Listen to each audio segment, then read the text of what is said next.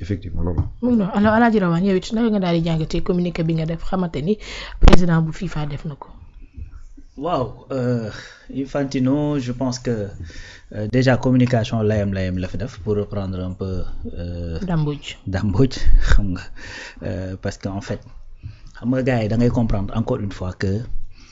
souvent boo leen bëggee laalal seen image. ndax bu fekkee incident ci CAN bi tàmbaleewul démb te bu fekkee incident ci démb du juste les joueurs yi génn y a pas que ça. c'est-à-dire non seulement joueurs yi génn nañ d'accord mais avant joueurs yi di génn am na loo xamante ni moo tax mu génn moom sax mi ngi koy jéem rappeler di wax ne way arbitre bi mooy maître du jeu et cetera loolu tout le monde est d'accord mais arbitre mooy maître du jeu mais n'empêche que am na loo xamante ni su ko defee c'est-à-dire yow les moyens yi nga am pour mën a contester ko ngay def léegi nag démb c'est vrai que on a été vraiment radical te radicalité boobu comme j'ai dit tout à l'heure dana régler ay problèmes dana tax ëllëg danañ saytuwaat puisque léegi coow li yegg na ba kii jiite FIFA commencé di wax naan woy c'est inadmissible ak nangam sangam mais danañ veiller à ce que ëllëg situation bu mel noonu buy mën a favoriser équipe defaat la même chose du amaat. tey kan bële passé arbitre bi xaw ma nu mu tudd am na arbitre match contre Tunisie non match Tunisie dafa siffler fin temps avant match bi jeex est-ce que dañoo tas match bi bi ñu xamee ni erreur dafa am dañoo ñëw ñu yeggale dolli ci minutes yi ñu ci war a dolli pourtant erreur la tu vois donc ça ne veut pas dire que l'arbitre est infaillible et que succession bi nga xamante ne moom moo am ci événement yi moo tax nit ñi dem ba seen xel dalatul ci ne ñii nii dañuy bëgg loolu ben dans ce cas ñun leen comme da ngeen bëgg de toute façon jox leen coupe bi mais donne leur mettre leen devant leur responsabilité c'est-à-dire tey su fekkee ni yow am na autour xanaa yow la première chose bi nga xamante ne CAF moom la war a def mooy protéger les joueurs parce que sans les joueurs y a pas match xam nga arbitre bu la neexee tey boo ñëwoon ci bopp koñ bi bëgg a jouer bu arbitre manqué mën na laa bañ a tere jouer du la tere jouer du moins mais quand il y a pas de joueur il y a pas de jeu donc su fekkee ne am na joueurs yu nga xamante ne dañuy teg seeni bagage ay joueurs équipe adverse ñëw di ko jël di sànni ay ramasseur de balle jël di ko sànni di ay stagiaire wala boog ay ramasseur de balle jàpp un gardien de l'équipe qui joue nga xamante ne c'est un potentiel remplaçant jàpp daxande moom ba mu daanu nga jàpp ko di xëcc ak moom nangam mais loolu image yi ñu ngi fi te loolu Infantino mi ngi ci stade bi di ko seet parce que ñoom fi ñuy toog ben da ngay am bët ci stade bi yëpp bien sûr loolu ñu ngi koy seet donc yow su fekkoon da ngay dénoncer pour dénoncer rek il faut dire que ni voilà donc ci match bi gis nañ ni am na ay incidents gis nañ nangam xew na nangam am na et cetera donc d'ailleurs le fait que may wax communiquer layam yi neewul le Sénégal de certains joueurs la wax certains joueurs et certains staff du staff pourtant joueurs yi daanaka Sadio doo nga desoon ci pelouse bi kon jëlu sax jéem ko imputer Sénégal parce que xam na ni bu fekkee ni loolu la def du yegg foofu loolu nag également day préparer quelque part pour dire que ni xëy na mën naa am sanction mais bis bu ñu koy def dañ koy cibler peut-être sur ces certains là yi nga xamante ne moom lay wax du dëgg donc loolu je crois que il faudrait que ñu bàyyi ko xel bu baax a baax parce que am na loo xamante ni FIFA moom ci boppam d'ailleurs sax du prérogative FIFA moo tax muy wax ne j'espère que CAF dina ci jël sanction yi nga xamante ne moom approprié donc loolu CAF moom moo ko war a doxal mais il faudrait que bu CAF également di sanctionner ak di def maanaam pour éviter yenn suspicion yi il faut que ñuy bañ di wax juste ci li fës parce que moo daal sànq bi may démarrer ma ni xëy na bii dafa feeñ gars yi seen image boo ko laalee rek dañuy jóg taxaw parce que image léegi c'est-à-dire matière première la en vérité matière première la te CAF dafa bëri surtout CAN bi dafa bëri ñoo xamante ne dañ koy gisee compétition boo xamante ne du une compétition sérieuse donc loolu en fait lépp loo xamante ne mën na koo gàkkal da nga koy taxaw mais seulement il faut que gars yi comprendre que ni final ñëpp dañuy braqué wu di ko seetaan certes mais leneen li nga xamante ne day xew en dehors de la finale mais nit ñi tamit dañ koy gis li xew ci gaaru Rabat bi ben toutes les télés n'étaient pas là-bas yow yëgoo ko man yëguma ko manque de sécurité ba fa amoon ak yooyu ñëpp ko yëg le restaurant bi ñu nekkoon di saccagé yëg nga ko yëg naa ko man yëg naa ko keneen yëg na ko après la finale conférence de presse léegi la moo ko Moussa di signalé waat je kiiwu ma ko woon sax man kii yooyu daf ma rëcc des journalistes yoo xamante ni marocain team ki nga xamante ni moom mooy tout simplement Pape Thiaw ak yu ni mel di proférer ay mais yow yëg nga ko man yëg naa ko. loolu CAF da koy bàyyi noonu mu jàll noonu. sans que mu am effectivement loo xamante ne dafay tegu ci ces journalistes wala yu ni mel. mais loolu boo ko defee en vérité dañuy jàpp ne kon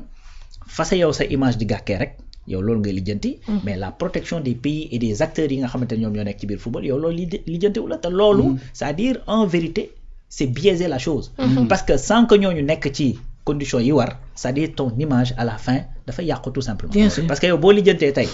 nga organiser benn compétition ñu ñëw ca compétition bi ñëw conférence de presse d'ailleurs conférence de presse ci biir compétition bi la bokk. est-ce que tu sais. conférence de presse boo waree ñëwoo CAF da lay sanctionner da ngay fay xaalis. d'accord. obligatoirement le coach doit être présent wala ku ko remplacer. su fekkee ni il est dans l'indisponibilité dans l'impossibilité mu ñëw. dafa war a ànd ak un joueur. effectivement. par force la loolu par force du lu ñuy négocier. da nga koy def par force. soo ko deful effectivement dañ lay defal ay sanctions. kon xam nga loolu ci compétition bi la bokk. kon bu ñu ñëwee foofu ay journalistes di fa proférer ay insultes ak ay yu ni mel ay menaces ak yooyu c'est-à-dire c'est de la même manière que bu ñu nekkoon ci biir terrain que des joueurs di ko def ak yu ni mel. c'est pareil parce que tey d'ailleurs supporter nga xamante ni c'est difficilement maîtrisable mais supporter day def loo naka sa du noonu mais ñu sanctionner équipe bi. bien sûr. ne ko dootoo jouer ak supporter da ngay jouer huis clos wala ñu aj la wala ñu wàññi say points. kon tout ça c'est un ensemble. on dit pas que Sénégal peut-être def na li mu def lépp normal. effectivement. c'est-à-dire on le dit pas. dans le meilleur des mondes Sénégal bëgguñu woon dugg ci terrain bi di génnaat. loolu bi Sénégal di ñëw di jouer c'est amul intention boobu. li ñu amoon intention mooy ñëw dans le jeu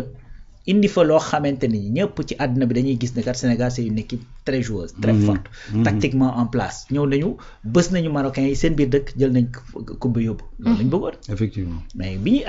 accès ci lii c'est-à-dire il faut nga bàyyi tout simplement di lijjanti ay conséquences bàyyi les causes parce que su fekkee da ngaa lijjanti ay conséquences bàyyi les causes ëllëg dana xewaat.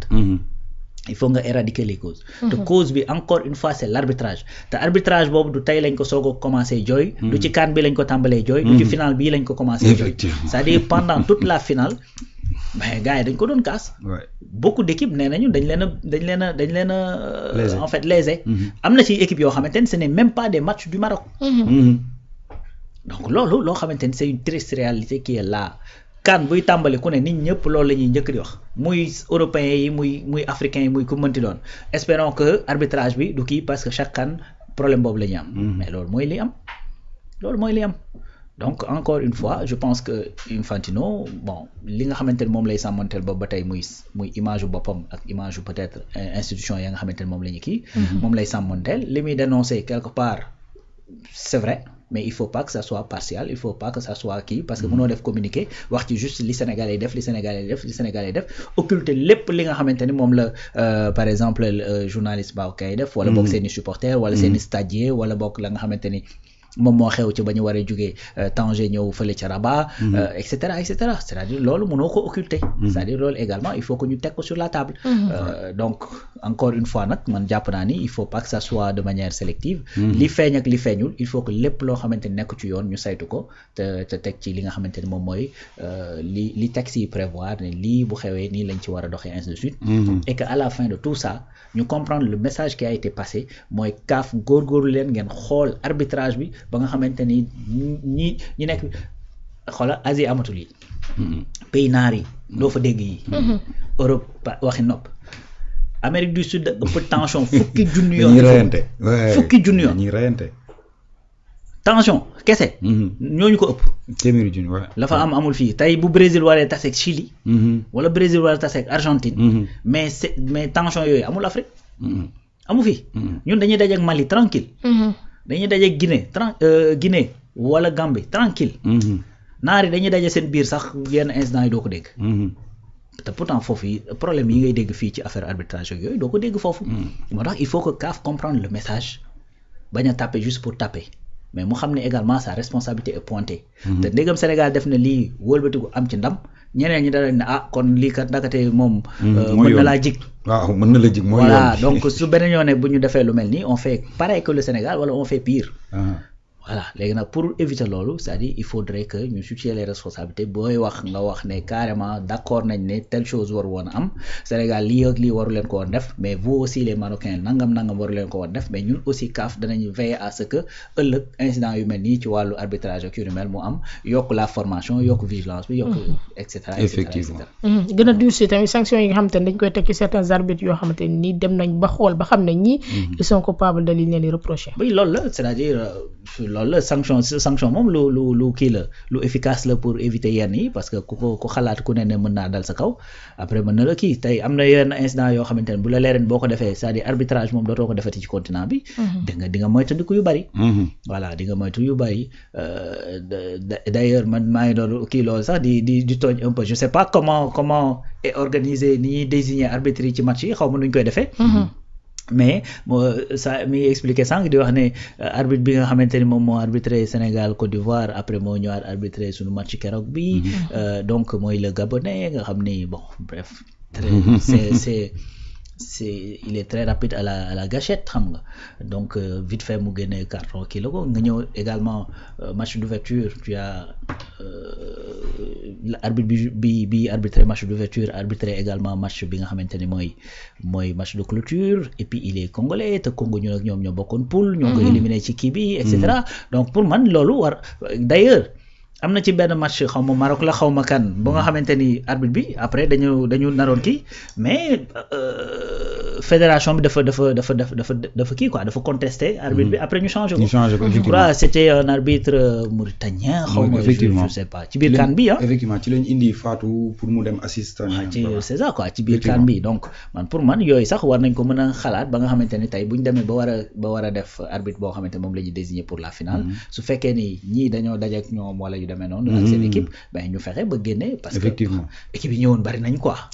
donc nationalité yi ñëw en tant qu'arbitre bari nañ quoi donc yooyu yëpp c'est des manières pour éviter à ce que ay suspicion di am ak yu demee noonu donc loolu moom je pense que CAF dafa war a interroger bu baax a baax ci kii bi parce que y a pas que des infrastructures bu infrastructure yooyu yëpp baaxee itam te heure boo ñëwee match mu am incident mais su boobaa c'est infrastructure li ñuy mujjee mooy du bari njariñ loolu quoi voilà donc je pense que ils ont mieux à faire d'essayer de comprendre li nga xamante mooy message bi leen Sénégal jéem a passé plutôt que de voilà donc tey ñu sanctionner pour sanctionner rek sanction bi nag bu wàccee itam ben il faudra le prendre comme li nga xamante noonu lañ ko war a kii parce que aussi il faut dire une chose c'est-à-dire tu comprends la réaction da nga ciy d'accord man mii ci saa si dama posté sur Facebook ne Pape Thiaw ne merci Pape Thiaw bu leen bëggee jox coupe bi nañ leen ko jox sur le coup da ngay comprendre que ni il faut faire un geste fort pour marquer le coup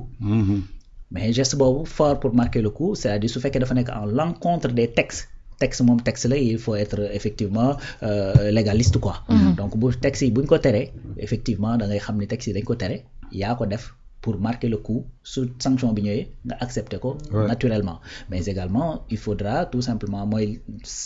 solo wax ji yëpp mooy loolu que CAF comprendre également que la faute n'est pas que sénégalaise donc également il y a des fautes yu nga xamante ni mën nañ ko reprocher au Maroc mais il y a des fautes yu nga xamante ni mën nañ ko reprocher à la CAF tout simplement